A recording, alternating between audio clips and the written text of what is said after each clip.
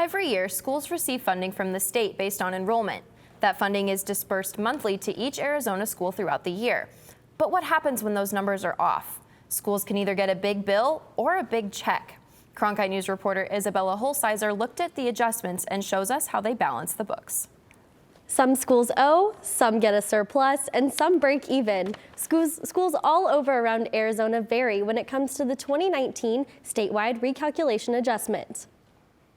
According to the 2019 adjustment, 5 schools owed the state upwards of $1 million. That's not the case at Challenge Charter School in Glendale. Principal and CEO Wendy Miller says the system the state has in place can sometimes leave room for error in reporting. Each individual school system has a student database information system, and we feed those into the state system, which is ever evolving. And so it can be difficult for vendors to keep up with some of the program or codes that are needed within the system to communicate. And so often what happens is a communication error that is resolved later. The resolution comes during the Arizona Department of Education's recalculation adjustment in August.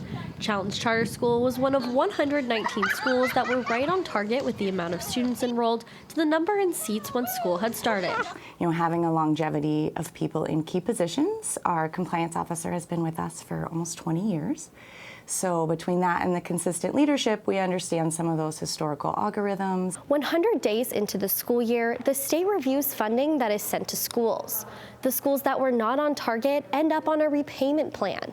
If enrollment is lower than anticipated, the school repays the money back to the state little by little per month until the debt is fully paid off. The same situation happens in reverse. When schools see higher enrollment than expected, the state adds a surplus of funding each month until the schools are awarded the correct amount. Typically, 75% of what a school owes is paid back within the first year. But what about the schools that owe $1 million or more? Santan Montessori School owes the state $6.7 million.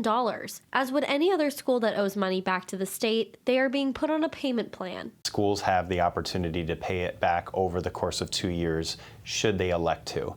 So they have to fill out a form and apply for that option, but that is a completely viable option for them.